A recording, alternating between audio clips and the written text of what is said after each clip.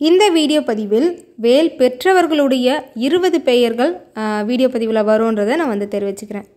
வேல்வேல் வெற்றிவேல் வேல்வேல் வெற்றிவேல் சுற்றி வந்து என்னை காக்கும் சுப்பிரமணிய வேல்.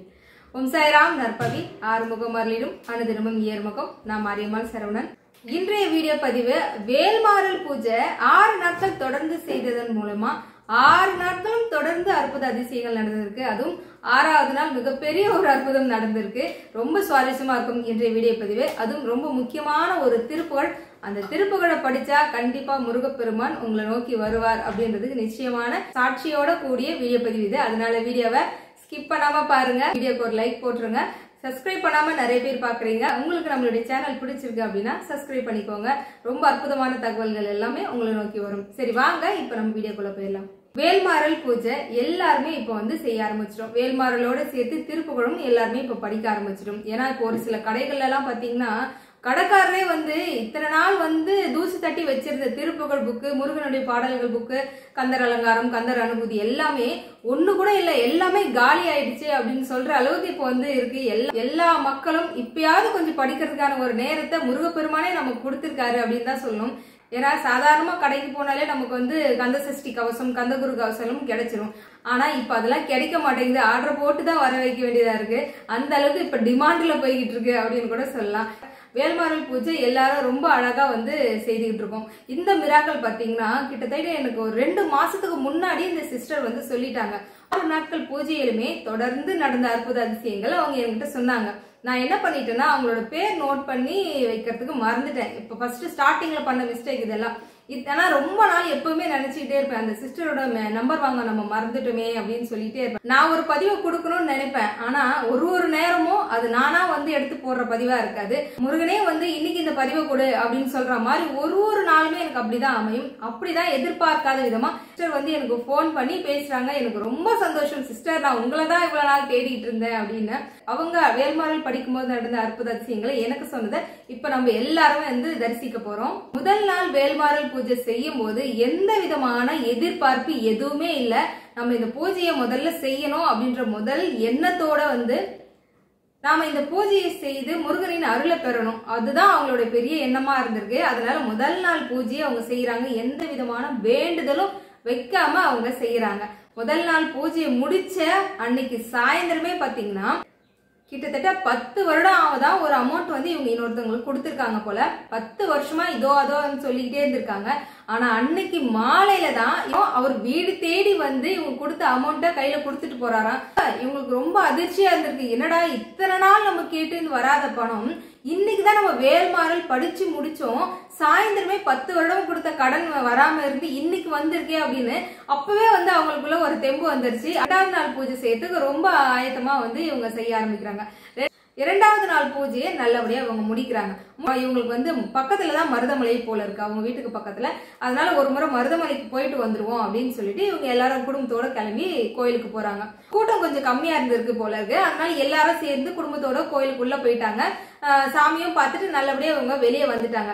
வெளியே இவங்க எல்லாரும் வெளியே அமர்ந்திருக்காங்க. அப்ப அவங்களுக்கு சிஸ்டருக்கு என்ன தோணிருக்குன்னா, இன்னும் ஒரு முறை போய் முருகனை பார்த்துட்டு வந்துருவோமா, இவங்க எல்லாரும் கொஞ்சம் வேலையா இருக்காங்களா, அதுக்குள்ள நம்ம போய் பார்த்துட்டு வந்துருவோமா அப்படின்னு இவங்களுக்கு ஒரு எண்ணம். இவங்க நினைச்சுட்டே இருக்கும்போது பின்னாடி 2 குழந்தைங்க விளையாடி இருந்திருக்காங்க போல. அதுல ஒரு சின்ன குழந்தை, ஒரு 5 வயசு பையன் போல இருக்கு, விளையாடிட்டே இவங்க மேல கால் பட்டுட்டு இருக்கு போல. கால் பாதம் இவங்க மேல பட்டுருச்சு போல இருக்கு. பின்னாடி திரும்பி பார்த்துட்டு, தம்பி பார்த்து பத்திரமா விளையாடுங்கப்பா அப்படின்னதும் சரி. அப்ப அந்த குழந்தை பார்த்தா ரொம்ப அழகா இருந்திருக்கான். சின்ன பையன், குட்டி 5 வயசு பையன், சிரிச்ச முகத்தோட இருந்திருக்கான். இப்ப இவங்களுக்கு உடனே என்ன தோணும், அந்த குழந்தையோட பேர் என்ன அப்படின்னு கேட்கணும்னு தோணும்ல. கேட்டிருக்காங்க, தம்பி உன் பேர் என்னப்பா அப்படின்னா. அந்த குட்டி பையன் சொன்னதான் எங்க ஆச்சரியமே. என்னன்னா, இப்ப நீங்க கோயிலுக்குள்ள போய் ஒருத்தர் பாத்தீங்கல்ல, அவர் பேர் தான் என் பேரு அப்படின்னு அவன் சொல்லியிருக்கான். ரொம்ப ஆச்சரியம். அப்போ உன் பேர் என்னப்பா அப்படின்னு கேட்கும்போது கார்த்திகேயன் அப்படின்னு அவன் குட்டி பையன் சொல்லியிருக்கான். உடனே இவங்க உனக்கு முருகர்னா ரொம்ப பிடிக்குமா அப்படின்னு இவங்க கேட்க, அதுக்கு அந்த குட்டி பையன் எனக்கு முருகர் பிடிக்காது, ஆனா எங்க அப்பாவுக்கு முருகரை ரொம்ப பிடிக்கும் அப்படின்னு அந்த பையன் சொல்லியிருக்கான். அதை பார்த்துட்டு இருந்த அவங்க அம்மாவுக்கு ரொம்ப ஆச்சரியமா. என்னன்னா, இவன் 5 வயசு பையனா இருந்தாலும் அந்த அளவுக்கு சரியா பேச மாட்டான் நான் குழந்தை. ஆனா இவங்க கேட்கிற கேள்விக்கெல்லாம் டான் அந்த பையன் பதில் பேசியிருக்கான். அவங்க அம்மா வந்து ரொம்ப ஆச்சரியமா பாக்குறாங்களா, என் பையனா இது பேசுறது அப்படின்ற மாதிரி. அந்த இடத்துல அந்த குட்டி பையனா பேசிருப்பான்னு நினைக்கிறீங்க? முருகரே வந்து நீ என்ன ஒரு தடவை பார்த்தது போதாதுன்னு இன்னொரு தடவை இருந்து பாக்கணுமா, என்ன நேர்லயே வந்து காட்சி கொடுத்த மாதிரி அவ்வளவு அழகா குட்டி பையன் சமத்தா அவ்வளவு அழகா பேசினது பார்த்து இவங்க ரொம்ப சந்தோஷப்பட்டிருக்காங்க. உண்மையாவே எனக்கு நேரடியா முருகரே வந்து பேசின மாதிரி இருந்ததுமா. 2வது நாள் பூஜையில இப்படி ஒரு அற்புதம் நடந்தது. 3வது நாள் பூஜை இவங்க செய்து முடிக்கிறதுக்கும் சேவல் வந்து குக்கரக்கோன்னு கோவி முடிக்கிறதுக்கும் சரியா இருந்திருக்கு. அதாவது பூஜையை முடிச்சிட்டியா, நானும் உனக்கு வந்து ஆசீர்வாதம் பண்ணிட்டேன் அப்படின்ற மாதிரி சேவலோட சத்தம் வந்து இவங்களுக்கு கேட்டிருக்கு. அது மட்டும் இல்ல, 4வது நாள் பூஜையில பாத்தீங்கன்னா 4வது நாள் பூஜையும் பண்ணிக்கிட்டு இருக்கும் போதே பாத்தீங்கன்னா மயில் அகவும் சத்தம் வந்து இவங்களுக்கு கேட்டிருக்கு. இது வரைக்கும் இந்த மாதிரிலாம் நடந்ததே இல்லை. ஆனா அந்த வேல்மாறல்னு ஒண்ணு படிக்க ஆரம்பிச்சதுக்கு அப்புறமா இந்த மாதிரி ஒரு சில விஷயங்கள்லாம் நடக்கும்போது முருகப்பெருமான் கண்டிப்பா நம்ம கூடவே துணையா இருக்காரு. அது மட்டும் கிடையாது, 5வது நாள் மத்தியான நேரம் போல நல்ல மனமான அந்த ஊதுவத்தி ஏத்தி வச்சா எப்படி இருக்கும் அப்படி ஒரு மனம் வந்துச்சா. 6வது நாள் தான் சிறப்பான ஒரு சம்பவமே காத்துட்டு இருக்கு. இவங்க 6வது நாள் பூஜை இவங்க வந்து காலையில நேரத்துலதான் இவங்க பூஜை பண்றதா சொன்னாங்க. பூஜையை நல்லபடியா எல்லாம் செய்து முடிச்சதுக்கு அப்புறம் ஒரு 10-11 மணி போல இருக்குமா. திடீர்னு எதிர்ச்சியா வெளியே வாசல்ல வந்து பார்த்தா 1 இல்ல 2 இல்ல 6 மயில் வந்து இருந்திருக்கு. இவருக்கும் மயில்லாம் வந்து இவங்க நேர்ல அதிகமா பார்த்தது கிடையாது. அதுவும் இவங்க வீட்டு வாசல்லாம் வந்ததே கிடையாதான். 1 இல்ல 2 இல்ல, அதை சொன்னல 6 மயில் வந்து இவங்க பின்புற தோட்டத்து பக்கமா வந்து மேய்ஞ்சிட்டு இருக்கிறத இவங்க பாத்துருக்காங்க. இவங்களுக்கு கை கால் ஓடல, என் கணவரும் கூட இல்லையா. உடனே அவருங்க வேலைக்கு போயிருக்காரு போல. உடனே போன் அடிச்சு வாங்க வாங்கன்னு இருக்காங்க. அவர் வந்து என்ன சொல்றாருன்னா, நீ பதட்டமா வெளியே ஓடாத, எதுவுமே பண்ணாத, அதுங்க கொஞ்ச நேரம் மேய்ஞ்சிட்டு போயிடும், முடிஞ்ச அரிசி வந்து தூவி விடு அப்படின்னு சொல்லியிருக்காங்க. இவங்க என்ன பண்றாங்கன்னா ஜன்னல் வழியா இருந்து அரிசி தூவி போட்டிருக்காங்க. அந்த அரிசியும் அந்த 6 மயிலும் அழகா சாப்பிட்டு கிட்டத்தட்ட 1 மணி நேரம் அந்த 6 மயிலும் அங்கேயே இருந்திருக்கு. அதுக்கப்புறம் தான் அவங்க பறந்து போச்சான். இப்படி ஒரு சம்பவம் என்னுடைய வாழ்க்கையிலே மறக்க முடியாத ஒரு சம்பவம் அப்படின்னாங்க. கண்டிப்பாங்க, உண்மையா நம்ம ஒரு மயில் பார்த்தாலே அவ்வளவு சந்தோஷப்பட்டுரும். 6வது நாள் பூஜையில 6 மயில் வந்து காட்சி கொடுத்தா எவ்வளவு மகிழ்ச்சியா இருக்கும் இல்லையா. அந்த வீடியோ கிளிப்பும் உங்களுக்கு கொடுக்குறேன், நீங்களும் பாருங்க. அதில் ஒரு மயில் வந்து தோகை விரித்து நடனம் ஆடி இருக்கு. பக்கத்து வீட்டில் இருந்தவங்களாம் சொன்னாங்களாம், 6 மயில் வந்து உங்களுக்கு காட்சி கொடுத்ததுனால நீ 6 படை வீட்டுக்கும் போயிட்டு வாங்க அப்படின்னு சொன்னாங்களாம் பக்கத்து வீட்டில் இருக்கிறவங்க. இவ்வளோ சந்தோஷத்தை அனுபவிச்சு இவங்க 6 நாள் பூஜை முடிச்சதும் அடுத்தது என்ன தோணும், அடுத்தடுத்த பூஜைகள் நம்ம செய்யணும்னு தானே தோணும். ஆனா அங்கதான் கடவுள் செக் வைக்கிறாரு. என்னன்னா அடுத்த 7வது நாள் பூஜையை அவங்களால செய்ய முடியல. காரணம் என்னன்னா அவங்களுக்கு தெரிஞ்சவங்க ஒருத்தவங்க வந்து இறந்துடுறாங்க. தீட்டு இருக்கு இல்லையா, 30 குறைஞ்சது 30 நாள் தீட்டாவது இருக்கும். ஒரு சிலர் வழக்கம் வந்து இங்க சொல்லிடுறேன், ஒரு சிலருக்கு வந்து 16 நாள் தீட்டுன்னு சொல்லுவாங்க, ஒரு நாள் 30 அப்படின்னு சொல்லுவாங்க. அது அவங்க குடும்ப வழக்கத்தை பொறுத்து. இவங்களுக்கு 30 நாள் தீட்டு இருக்கிறதுனால அந்த நேரம் தான் எனக்கு அவங்க போன் பண்ணியே சொன்னாங்க, என்னால இப்ப பூஜை பண்ண முடியாது சிஸ்டர், ஆனா எனக்கு வந்து வேல்மாறல் படிச்சு இவ்வளோ அற்புதங்கள் நடந்திருக்கு, முருகன் என் கூடவே இருக்கிற மாதிரி இருந்தது, ஆனா இப்ப என்னால வேல்மாறல் படிக்காம நான் எப்படி இருக்க போறேன்னே எனக்கு தெரியல அப்படின்னு அவ்வளவு கவலைப்பட்டு அவங்க சொன்னாங்க. நான் சொன்னேன், கவலைப்படாதீங்க, இந்த 6 நாள் பூஜை செய்ததே மிகப்பெரிய ஒரு பாக்கியமா நீங்க நினைச்சுக்கோங்க. அது ஒரு வகையில ஒரு நல்ல விஷயம் செய்தானா ஏதாவது ஒரு வகையில நமக்கு வந்து தடை வர்றது வழக்கம் தான். அது இந்த மாதிரி வந்திருக்குன்னு நினைச்சுக்கோங்க. இந்த 30 முடிஞ்சதுக்கு அப்புறம் நீங்க வேல்மாறல் பூஜையை தொடருங்க. அது வரைக்கும் வீட்டுல வந்து விளக்கேற்ற முடியல, வேல்மாறல் பூஜை பண்ண முடியலன்னு சொல்லி கவலைப்படாதீங்க. நீங்க வீட்டுல பூஜை எல்லாம் எதுவுமே பண்ணலனாலும் பரவாயில்ல, உங்களுக்கு படிக்கணும்ன்ற எண்ணம் இருக்குன்றதுனால ஏதாவது ஒரு ஓரமா வீட்டுல ஒரு இடமா போய் அமர்ந்து நீங்க வேல்மாறல் படிக்கிறது இருந்தா தாராளமா படிங்க அப்படின்னு நான் வந்து சொல்லியிருந்தேன். அதுக்கப்புறம் பேக் டு ஃபார்ம் அப்படின்ற மாதிரி இந்த 30 நாள் தீட்டு எல்லாமே முடிஞ்சிருச்சு. திரும்பவும் வந்து நம்ம வேல்மாறல் பூஜையை ஆரம்பிக்கணும் அப்படின்னு சொல்லிட்டு இவங்க வந்து ஆரம்பிச்சிருக்காங்க. இப்ப அவங்க வேல்மாறல் பூஜை பண்ணிட்டு இருக்காங்க. இப்ப இதுல நடந்த ஒரு சில விஷயங்கள் மட்டும் நான் சொல்றேன். என்னன்னா ஒரு நாள் வந்து பாத்தீங்கன்னா மயில் வந்து நம்ம வீட்டுக்கு வந்திருக்கு, வெளியே எல்லாமே பார்த்திருக்கோம். ஆனா ஒரு சில வீடியோக்கள்ல பாக்குறாங்க, ஆனா ஒரு சில வீடியோக்கள்ல மயில் வந்து அவங்க வீட்டுக்குள்ள வர்றதே இவங்க பார்த்திருக்காங்க. அதை பார்த்தது இவங்க வந்து முருகன் கிட்ட சொல்றாங்க, முருகா என் வீட்டுக்குள்ள எல்லாம் மயில் வராதா அப்படின்னு வந்து இவங்க மனசுக்குள்ள ஒரு ஏக்கத்தோட வந்து இவங்க பூஜை பண்ணிருக்காங்க. அன்னைக்கு செவ்வாய்க்கிழமை வெற்றிலை தீபம் போட்டு இவங்க வழிபாடு செய்திருக்காங்க. வெற்றிலை தீபம் எல்லாம் போட்டு முடிச்சுட்டு அந்த கோலம் சர்க்கோணம் போட்டிருப்பாங்களா, அதுக்கு மேலதானே இவங்க வெற்றிலை வைத்தாங்க. பூஜை எல்லாம் முடிச்சுட்டு அந்த வெற்றிலை எல்லாம் எடுத்ததுக்கு அப்புறம் பார்த்தா அந்த கோலம் அழகா கலைந்து அப்படியே ஒரு மயில் போலவே வந்து இருக்கு. அதை போட்டோ எடுத்து அமிச்சாங்க. சிஸ்டர் இது மயில் போலதானே இருக்கு அப்படின்னாங்க. அவங்க மயில் போலதான் இருக்கு, நீங்க வீட்டுக்குள்ள மயில் வரலன்னு சொல்லி கவலைப்பட்டீங்களே, அதனாலதான் சித்திரத்தின் வடிவா மயில் வந்து உங்க வீட்டுக்கு வந்துருச்சு, அதுக்கப்புறம் வேற என்ன வேணும் உங்களுக்கு அப்படின்னு சொன்னேன். அது மட்டும் இல்லைங்க, முருகப்பெருமானுக்கு வந்து இங்கே நைவேத்தியமாக இவங்க வந்து ஒரு டம்ளர் பால் காய்ச்சி வச்சுருக்காங்க. இந்த பால் அடைய கொஞ்சம் நல்லா கவனித்து பாருங்கள். அந்த மயில் வந்து அப்படியே அழகாக தோகை விரிச்சிருந்தா எப்படி இருக்குமோ அது போல் இருக்குது. மயிலுடைய கண் மூக்கு அப்படின்னு எவ்வளோ அழகாக வந்து காட்சி கொடுத்துருக்கு பாருங்களேன். அதோட இவங்க வந்து வேல்மாறல் இப்ப படிச்சிட்டு இருக்காங்கன்னு சொல்லல, அந்த காலை நேரத்துல 5 மணிக்கெல்லாம் இவங்க பூஜை பண்றாங்க போல.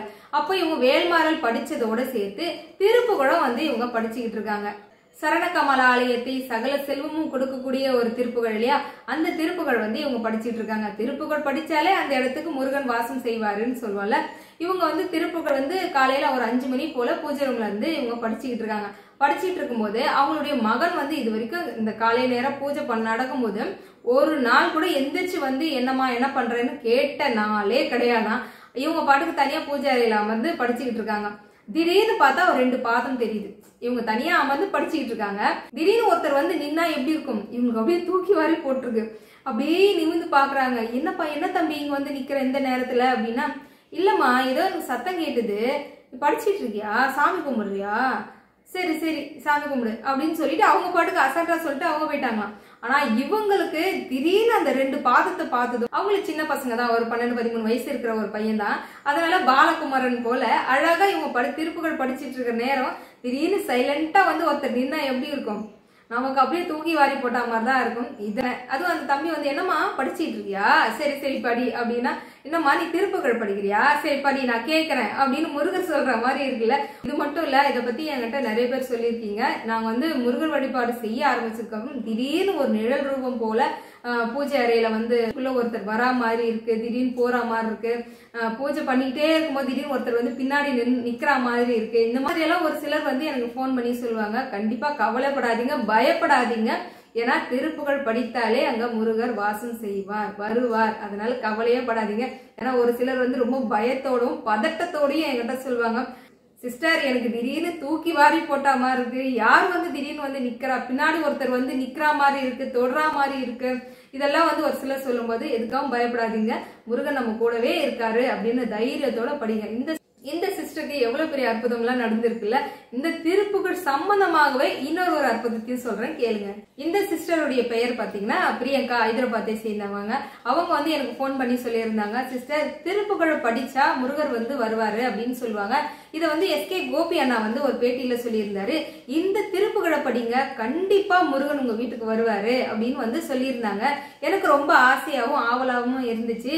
அந்த திருப்புகழ் என்னன்னு தெரிஞ்சுக்கிட்டு நாம அந்த திருப்புகழை வந்து டவுன்லோட் பண்ணி வச்சுக்கிட்டு நம்ம வந்து தினம் இதை படிக்க ஆரம்பிக்கணும் அப்படின்னு இவங்களுக்கு ஒரு ஆசை வந்துருச்சா. சரின்னு அண்ணா சொன்ன அந்த திருப்புகழ நம்பர் எல்லாம் போட்டு இவங்க வந்து திருப்புகழை எடுத்துட்டாங்க. எடுத்ததும் பாத்தீங்கன்னா அங்க ரொம்ப நெட் ப்ராப்ளமா இருக்குமா. அதனால இவங்க என்ன பண்றாங்க, வீடியோவை டவுன்லோட் போட்டுட்டு லாக் பண்ணி போனை வந்து சார்ஜ் போட்டு வச்சுட்டு இவங்க ஏதோ ஒரு வேலையா வந்து போயிட்டாங்க. போய் கொஞ்ச நேரத்துக்குலாம் லாக்ல இருந்த போன் தானாகவே ஆன் ஆகி, அதாவது வீடியோ எல்லாம் வரல, ஆனா தானாகவே ஆன் ஆகி என்ன திருப்புகழ் இவங்க டவுன்லோட் கொடுத்தாங்களோ அந்த திருப்புகழ் வந்து ஃபுல்லா பாடி அப்படியே ஆஃப் ஆயிருக்கு. இவங்க அது வரைக்கும் போன் பக்கத்துல கூட வரலையா. இவங்களுக்கு ஏன்னா ரொம்ப ஆச்சரியம். லாக் போட்டோம் அப்படின்னா அந்த லாக் எடுத்தாதானே ஓபன் ஆகும். அப்படி இருக்கும்போது நம்ம டவுன்லோட் கொடுத்த வீடியோ எப்படி ஓடும் அப்படின்னு இவங்களுக்கு ரொம்ப ஷாக். அதனால இவங்க போன் பக்கத்துல கூட வரலையா. அந்த ஃபுல் திருப்புகழ் ஓடி முடிக்கிற வரையும் தூரமா நின்று இவங்க பாத்துக்கிட்டு இருக்காங்க. அப்போ அந்த திருப்புகழ் மேல எவ்வளவு அதீத ஒரு காதல் கொண்டு இருக்காரு முருகப்பெருமான் அப்படின்னு பாருங்களேன். திருப்புகழ் அப்படின்ற ஒரு வார்த்தையே அவர் வச்சதுதான். அந்த திருப்புகழை நம்ம படிக்க படிக்க முருகரின் அருள் நம்ம பரிபூர்ணமா நமக்கு கிடைக்கும். அதோட முருகன் நம்ம கூடவே இருக்கேன்றதே ஒரு முறையும் வந்து நமக்கு நிரூபிச்சிட்டு இருக்காரு. இப்ப எல்லாருக்கும் ஒரு என்ன வருமே, அது என்னமா திருப்புகழ், அது முதல்ல சொல்லுமா அப்படின்னு தானே நினைக்கிறீங்க. உங்களுக்கு சொல்லாம கூட இருப்பேனா, ஆனா அது ஆல்ரெடி எல்லாரும் நிறைய பேர் படிச்சுட்டு இருப்பீங்கன்னு நினைக்கிறேன். முடிஞ்சா ஒரு சிலர் கெஸ் பண்ணுங்க. சரி வேணாம், அவங்க யாரையும் குழப்ப விரும்பல. அந்த திருப்புகழோடைய எண்ணையும் திருப்புகழோடைய முதல் வரியும் நான் போட்டுடுறேன். அதை பார்த்து நீங்க தாராளமா படிக்க ஆரம்பிக்கலாம். ஏற்கனவே இந்த திருப்புகழை நான் படிச்சுட்டு இருக்கமா அப்படின்னு நினைக்கிறவங்க கண்டிப்பா கமெண்ட் பண்ணுங்க. அற்புத அதிசயங்கள்லாம் கேட்கறதுக்கு ரொம்ப மகிழ்ச்சியாவும் சந்தோஷமாவும் இருக்கு. என்னுடைய வாழ்க்கையில இதெல்லாம் எதுவுமே நடக்க மாட்டேங்குதே அப்படின்னு சொல்லி எவ்வளவு பேர் கஷ்டப்படுறீங்க. எதுக்காகவுமே கஷ்டப்படாதீங்க. ஏன்னா இது முருகனின் யுகம் ஆரம்பிச்சாச்சு. ஒரு காலகட்டத்திலேயும் ஒரு நிகழ்ச்சியும் வந்து அவர் தான் வந்து சொல்லி அதன் மூலமா தான் எல்லாருமே பதிவிட்டுட்டும் வரோம். அதனால யாரும் எதுக்காகவும் கவலைப்படாதீங்க. உங்களுக்கான நேர காலம்னு வரும்போது உங்களுக்கும் அற்புத அதிசயங்கள் முருகப்பெருமான் பண்ணுவாரு. அப்படி என்னுடைய வாழ்க்கையில முருகப்பெருமான் அற்புத அதிசயங்கள்லாம் பண்ணியிருக்காரு நினைக்கிறவங்க நான் டிஸ்கிரிப்ஷன் என்னுடைய நம்பர் கொடுக்குறேன். உங்களுடைய அற்புதங்களை என்கிட்ட ஷேர் பண்ணிக்கோங்க. நம்ம சேனல்ல வரும்ன்றதே நான் அன்போடு தெரிவித்துக்கிறேன். சரி, இன்றைய வீடியோ பதிவு எப்படி இருந்ததுன்னு கண்டிப்பா கமெண்ட் பண்ணுங்க. அடுத்தது 2 நாளா யாருக்கு வேல் கொடுத்தேன் அவங்க நேமே வரலையேன்னு சொல்லி ரொம்ப கஷ்டப்பட்டிருப்பீங்க. ஒரு சில வேலையின் காரணமா பாத்தீங்கன்னா நேற்று வீடியோ பதிவே கவனிச்சிருப்பீங்க. எங்க ஏரியால ஃபுல்லா கரண்டே இல்லைங்க. ஏன்னா வியாழக்கிழமை அப்படின்னாலே பாத்தீங்கன்னா கரண்ட் போயிடுது. வீடியோ 4 மணிக்கு தான் நான் போஸ்ட் பண்றேன்னா அதனாலே என்ன பண்ணேன், வெடிகாலம்புற 3 மணிக்கு எழுந்திரிச்சு வீடியோ எடுத்து கண் எரிச்சல் தூக்கத்தோட கடகடன்னு எடிட் பண்ணி 9 மணிக்கெல்லாம் நான் போஸ்ட் பண்ற மாதிரி ஆயிடுச்சு. அதனால ஷார்ட் வீடியோ எதுவுமே என்னால போட முடியல. ஏன்னா தினம் வீடியோ கொடுத்துட்டே கொடுக்கலன்னா எல்லாரும் கேள்வி கேட்கறீங்க. உங்களுடைய எதிர்பார்ப்பை என்னைக்குமே நான் கஷ்டப்படுத்த மாட்டேன். அதனால என்னால முடிஞ்ச அளவுக்கு வரைக்கும் வீடியோ பதிவை சீக்கிரமா கொடுக்க பாக்குறேன். சரி, இப்போ நான் வேல் பெற்றவங்களுடைய 20 பேர் நான் ஆட் பண்றேன், பாத்துக்கோங்க. இதுல ஒரு சிலர் என்னோட பேர் வரலையேன்னு சொல்லி கவலைப்படாதீங்க. ஏன்னா இது எல்லாமே அவங்களுக்கு முன்னாடியே தெரிஞ்சிருக்கும். நான் ஏன்னா கொரியர் உங்களுக்கு அனுப்புறேன், இமேஜ் உங்களுக்கு அனுப்பும் போதே யார் யாரெல்லாம் வேல் வாங்கியிருக்கீங்கன்றது உங்க எல்லாருக்குமே தெரியும். உங்களுடைய பேர் வரலையேன்னு சொல்லி கவலைப்படாதீங்க, கூடிய விரைவில் வரும். அதோட இன்னொரு இன்ஃபர்மேஷனும் சொல்லிடுறேன். இப்போதைக்கு வேல் என்கிட்ட கொஞ்சம் தான் இருக்கு. வேல்மாரல் புக்கும் காலி ஆயிடுச்சு. திருப்புகழ் இன்னும் ஒரு 10 என்னமோ தான் இருக்குங்க. அதுக்கு மேல என்கிட்ட எதுவுமே இல்லை. யாராவது டொனேட் பண்ணி வாங்கி கொடுத்தா மட்டும்தான் உங்களுக்கு புக்ஸ் எல்லாம் நான் கொடுக்க முடியும். இப்போதைக்கு நீங்க கொரியர் சார்ஜ் கொடுத்துதான் இதெல்லாம் வாங்கிக்கிறீங்க. அதனால இதெல்லாம் காலி ஆயிடுச்சு அப்படின்னா என்னால தொடர்ந்து கொடுக்க முடியாது. அதனால யாராவது டொனேட் பண்ணாங்க அப்படின்னா நான் இதெல்லாம் வாங்கி உங்களுக்கு கொடுக்குறேன். சரிங்களா? அப்படி இல்லைன்னா உங்களில் ஒரு சிலர் வேலுக்கான முழு தொகையுமே கொடுத்துட்டு நான் வாங்கிக்கிறேன் அப்படின்னு நினைக்கிறவங்க எனக்கு கான்டாக்ட் பண்ணுங்கள். இந்த சின்ன வேல்லேருந்து பெரிய வேல் அதுக்கான ரேட்டோட உங்களுக்கு கொரியர் சார்ஜ் எவ்வளோ நான் சொல்லிடுறேன். ரொம்ப கம்மியாக இருக்கும். நீங்கள் வெளியே வாங்குறதுக்கும் எங்கிட்ட வாங்கும் ரொம்பவே நான் கம்மி பண்ணி தான் நான் வாங்கி உங்களுக்கு கொடுக்க போகிறேன். அதனால் தேவைப்படுறவங்க அந்த மாதிரி நீங்கள் வாங்கிக்கோங்க. இந்த குட்டி வேல்லாம் பார்த்தீங்கன்னா கொரியர் சார்ஜோடு சேர்த்து 200 ரூபா தான் வரும். ஸோ அதனால் உங்களுக்கு வேணுன்றவங்க கேட்டு வாங்கிக்கோங்க.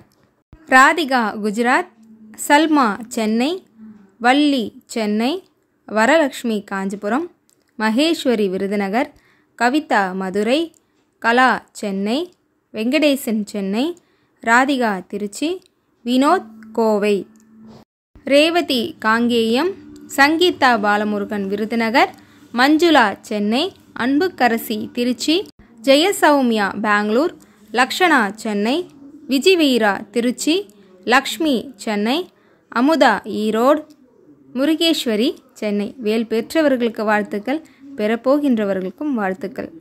வீடியோ பதிவை முழுமையாக பார்த்த எல்லாருக்கும் ரொம்ப நன்றி. தேங்க்ஸ் ஃபார் வாட்சிங். ஓம் சாய்ராம், ஜெய் சாய்ராம். ஆறுமுகம் அருளிடும் அனுதினம் ஏறுமுகம் சத்தியமாவது சரவணபவே.